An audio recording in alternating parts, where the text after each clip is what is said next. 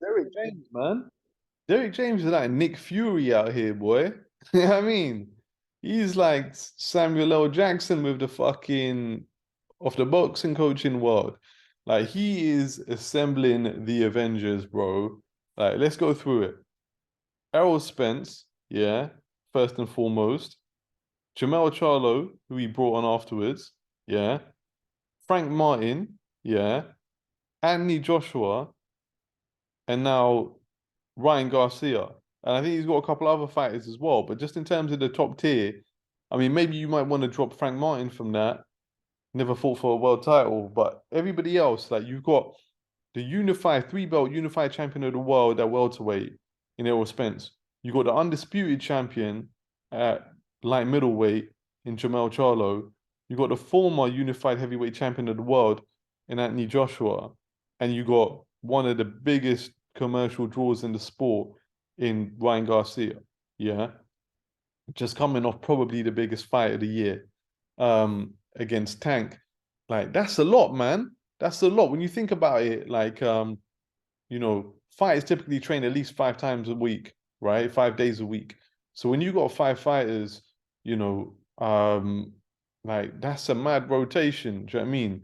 So you might just have a guy coming in doing his SNC in the morning, strength and conditioning, and then coming in the afternoon for 3 hours. Then you might have a guy who's starting off doing his boxing training for 3 hours in the morning, does his SNC in the afternoon. You can have someone coming in the evening, like like he's probably training fighters like 9 hours a day. Do you know what I mean? Um, and then people take rest days when other people are training. Like that's like you think about it. If you if you're a fighter, yeah, like not including SNC, you should really be in the gym three hours a day, 5 days a week. Yeah, so that's 15 hours. Now you times it by that, just those five fighters. Yeah, I'm not the smartest man in the world, but I think that's 75 hours. Like 75 hours of training fighters is a lot, man.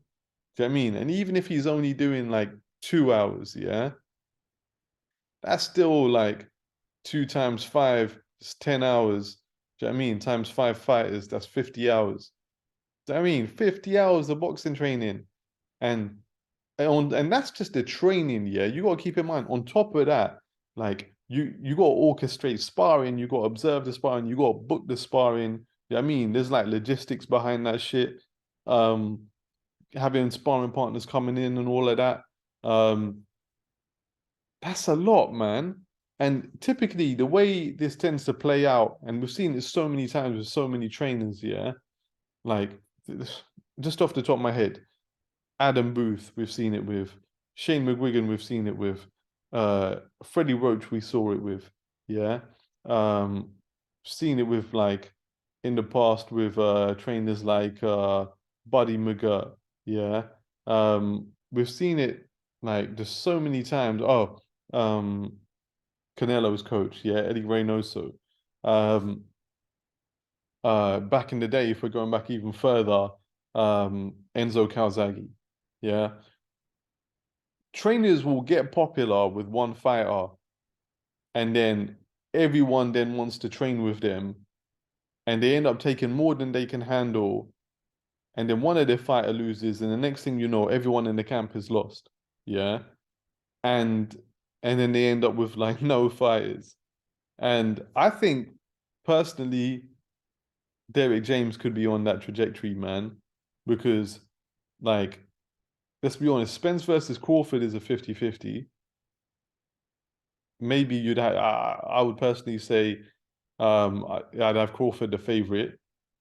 If Spence pulls it off, unbelievable. Yeah. Um, Jamel versus Canelo. Canelo's overwhelming favorite. Yeah. And then what's the other fight that he's got coming up? He's got fucking Joshua versus White. Joshua, you'd say he was the favorite, right? So, I mean, listen, if Spence can pull it off, and then if Joshua wins, then they go into that Canelo fight like on cloud nine, running things. But yeah, I mean, I wouldn't be surprised if he lost two out of the three, or even it's not out of the realms of possibility he gets swept. you know. But the one thing that I'd say with Ryan Garcia, I saw him on the pads, doesn't look good, man. He literally looks like he's trying to clone him into Errol Spence. And Ryan Garcia has got this whipsaw action, right? Where everything's rotating from the waist. And like I totally agree that you should try and incorporate certain aspects of a trainer style onto your fighter, you know. And Ryan would have come to him in the first place because he wants to impart some of those boxing fundamentals, which he doesn't have at the moment. And we saw that against Tank, right? He's very much an instinctive fighter, but he doesn't have solid fundamentals. He doesn't have a method. He doesn't have a process in the ring. And that's one thing Derrick James is very good at. However, you can't completely rewrite a fighter's DNA. You can't, yeah, because everyone knows the Mike Tyson phrase, right? When you get punched in the mouth, it all goes out the window. And personally, I think Ryan, yeah, would be much better suited to someone like Freddie Roach. I know Freddie's knocking on, but I believe he's still training. Because that rotational style that he has, where he's whipping in all the shots, yeah, and he can throw a mean straight right hand as well, but the action really happens with, you know, the hooks to the body and to the head. I feel like if you're an offensive fighter, Freddie's really, really good at excelling the things that you're already good at and just minimizing your weaknesses or teaching you strategies to stay out of trouble. But he doesn't try and change who you are as a fighter. There's no Freddie Roach style. You know, all of Freddie's fighters kind of fight differently. You could probably say there's a trend that he's more of an offensive coach rather than a defensive coach. But he never, and I've, you know, I feel like a dick fucking name dropping, but I've spoken to him about this. He never tries to change a fighter's DNA. And when I was watching Garcia on the pads with Derrick James, he was trying to like completely rewrite him. And listen, maybe it could work. It would definitely make him a lot more sound defensively, right? But I feel like it would take away from his offense a bit, you know, because Spence is very, very much about straight punches. And I mean, he tends to only really throw hooks when he knows the guy's already in trouble, you know. And yeah, I don't know. I don't know whether that's gonna work. I don't think it's the worst approach in the world, but you know, when Ryan gets hurt, everything that he's been programmed into is gonna go straight out the fucking window, and then you're kind of only fighting on instinct. So yeah, it's gonna be interesting to see, man. But I mean, props to the guy, man. Props to the guy. I think as a boxing coach, you impart so much like hard work and energy and wisdom and knowledge into your fighters, right? And for not a lot of reward. And so when you get to a point where people start appreciating what you've done, and I suppose, you know, you can't knock the hustle. You got to congratulate the guy for making his pee, because you got to strike while the iron's hot, you know, make hay while the sun's shining, whatever the fucking analogy is, yeah. You got to make it, you got to bang that pee.